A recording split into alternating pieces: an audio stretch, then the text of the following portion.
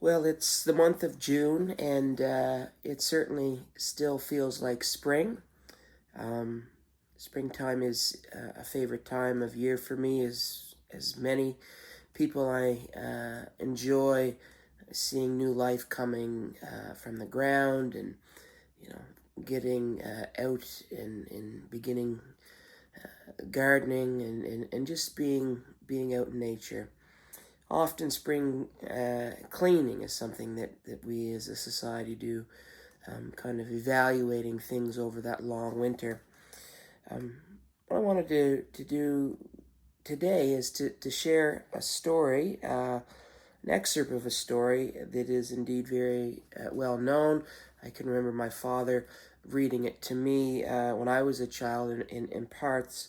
It's called The Wind in the Willows. It's a story of loyalty and friendship. It's by Kenneth Grahame. And if you enjoy this, please let me know in the comments below, and maybe I'll continue.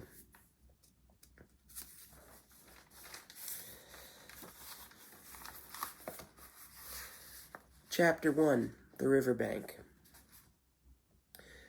The mole had been working very hard all the morning, spring cleaning his little home, first with brooms, then with dusters, then on ladders and steps and chairs, with a brush and a pail of whitewash, till he had dust in his throat and eyes, and splashes of whitewash all over his black fur, and an aching back and weary arms. Spring was moving in the air above and in the earth below and around him, penetrating even his dark and lowly little house with its spirit of divine discontent and longing.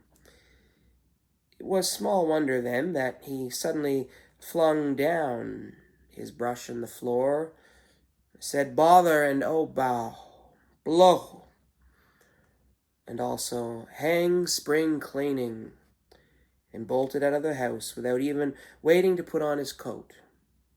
Something up above was calling him imperiously, and he made for the steep little tunnel which answered in his case to the gravelled carriage drive owned by animals whose residents are nearer to the sun and air.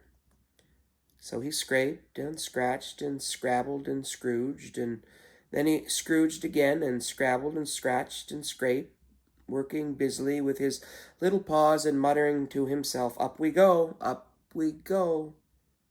till at last, pop, his snout came out into the sunlight, and he found himself rolling in the warm grass of a great meadow.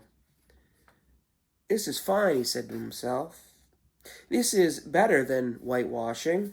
The sunshine struck hot on his fur, soft breezes caressed his heated brow, and after the seclusion of the challenge of the cellarage he had lived in so long, the carol of happy birds fell on his dulled hearing almost like a shot.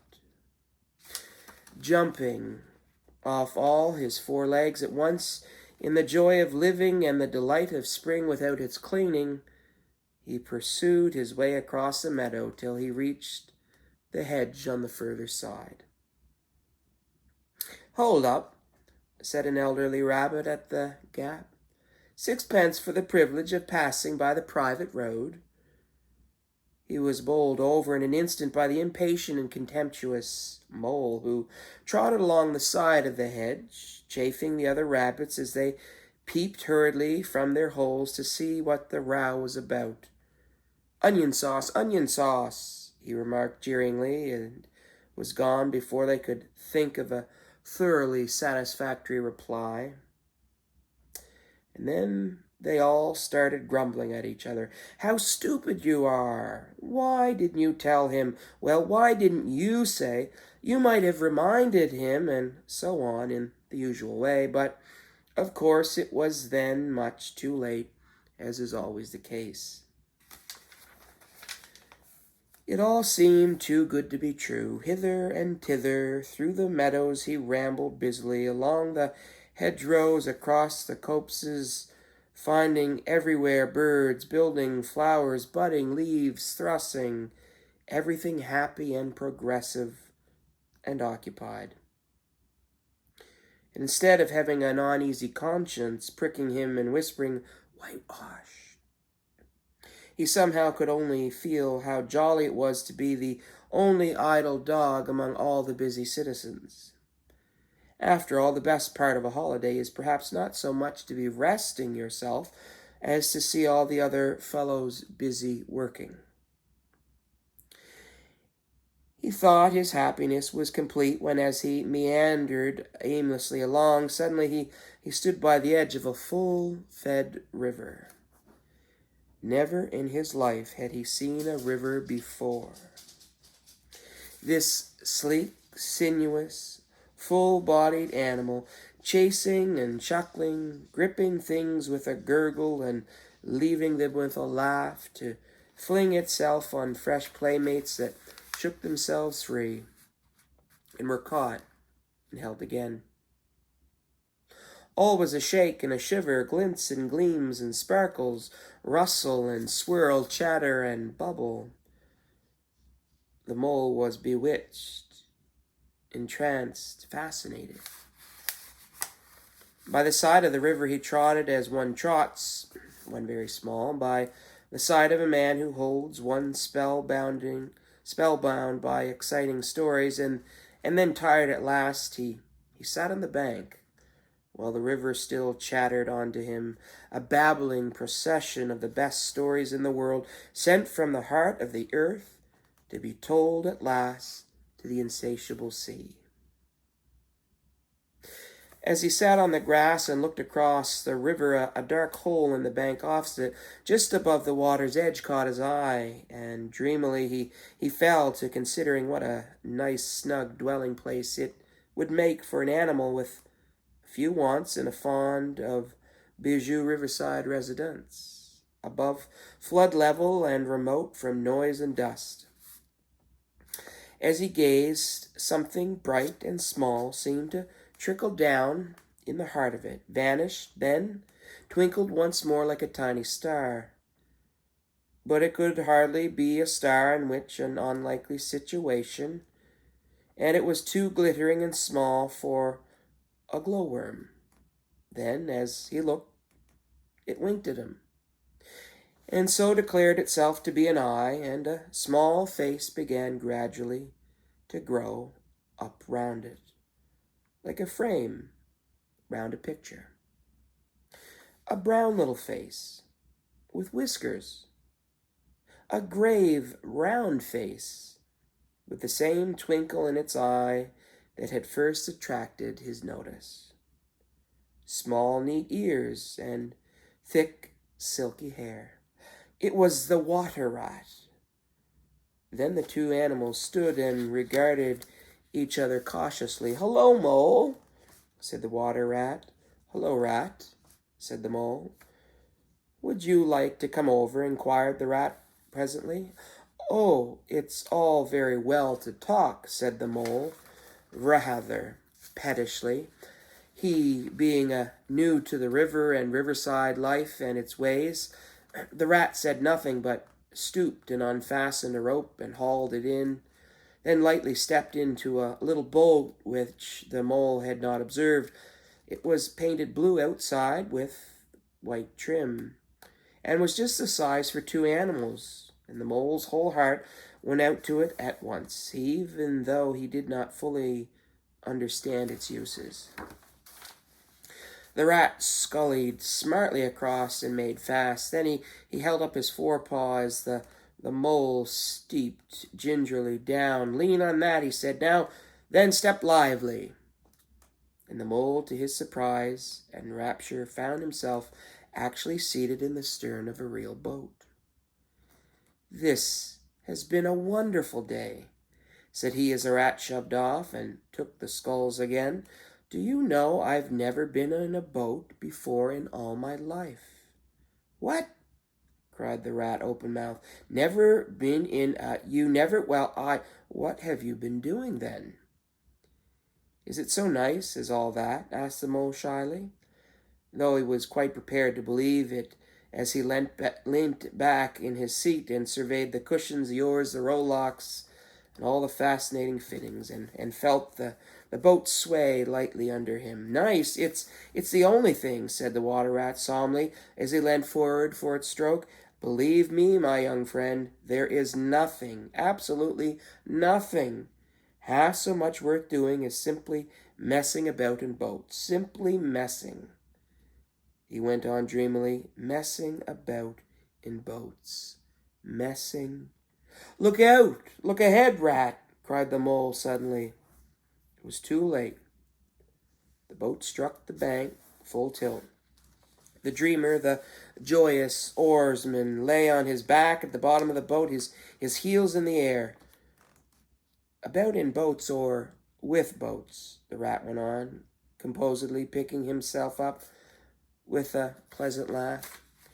"In or out of 'em, it doesn't matter. Nothing seems really to matter, and that's the charm of it. Whether you get away or whether you don't, whether you arrive at your destination or whether you reach somewhere else, or whether you never get anywhere at all, you're always busy and you never do anything in particular. And when you've done it, there's always something else to do. And you can do it if you like, but you'd much better not. Look here. If you've really nothing else on hand this morning, suppose we drop down the river together and have a long day of it." The mole waggled his toes from sheer happiness, spread his chest high with a sigh of full contentment, and leaned back blissfully into the soft cushions. "What a day I'm having," he said. "Let us start at once." "Hold hard a minute, then," said the rat. He looped the painter through a ring in his landing stage, climbed up into his hole above, and after a short interval reappeared, staggering under a fat wicker luncheon basket. "Shove that under your feet," he observed to the mole as he passed it down into the boat. Then he untied the painter and took the sculls again. "What's inside?" asked the mole, wriggling with curiosity. "There's cold chicken inside it," replied the rat briefly. "Cold tongue, cold ham, cold beef, pickled gherkins, salad, French rolls, croissant sandwiches, spotted meat, ginger beer, lemonade, soda, water." "Oh, stop, stop," cried the mole in ecstasies. "This is too much."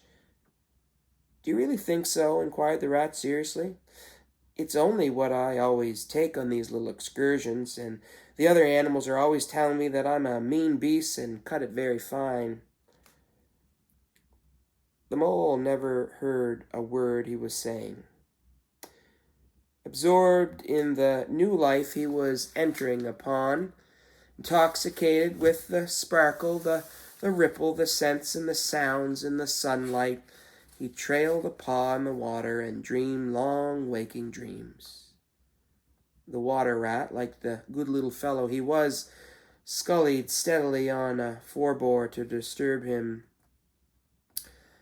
"I like your clothes awfully, old chap," he remarked after some half an hour or so had passed. "I'm going to get a black velvet smoking suit myself some day, as soon as I can afford it." "I beg your pardon," said the mole, pulling himself together with an effort. "You must think me very rude, but all this is so new to me. So this is a river?" "The river," corrected the rat. "And you really live by the river? What a jolly life." "By it, and with it, and on it, and in it," said the rat. "It's brother and sister to me, and aunts and company, and food and drink, and naturally washing. It's my world, and I don't want any other. What it hasn't got is not worth having, and and what it doesn't know is not worth knowing.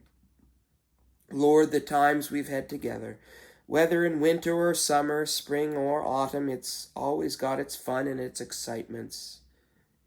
When the floods are on in February and my cellars and basement are brimming with drink that's no good to me, and the brown water runs by my best bedroom window, or again when it all drops away and shows patches of mud that smells like plum cake, and the rushes of and weed which clogs the channels, and I can potter about dry shod over most of the bed of it, and find fresh food to eat, and things careless people have dropped out of boats. But isn't it a bit dull at times? The mole ventured to ask. Just you and the river, and no one else to pass with a word? No one else to... Well, I mustn't be hard on you, said the rat with forbearance. You're new to it, and of course you don't know. The bank is so crowded nowadays that many people are moving altogether. Oh no, it isn't what it used to be at all. Otters, kingfishers, dabchicks, warrens, all of them about all day long, and always wanting you to do something, as if a fellow had no business of his own to attend to. What lies over there? Asked the mole, waving a paw towards a background of woodland that darkly framed the water meadows on one side of the river. That?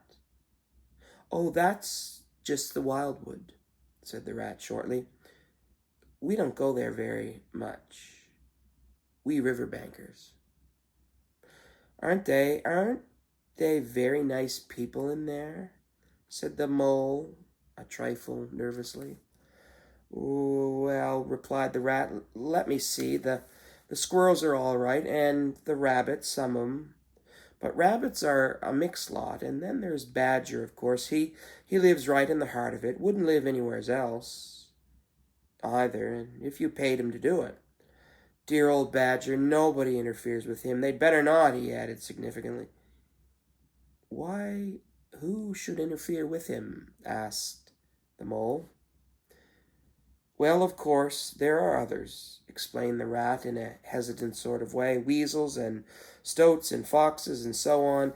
They're all right in a way. I'm very good friends with them, past the time of day when we meet and all that, but they break out sometimes. There's no denying it, and then, well, you can't really trust them, and that's the fact.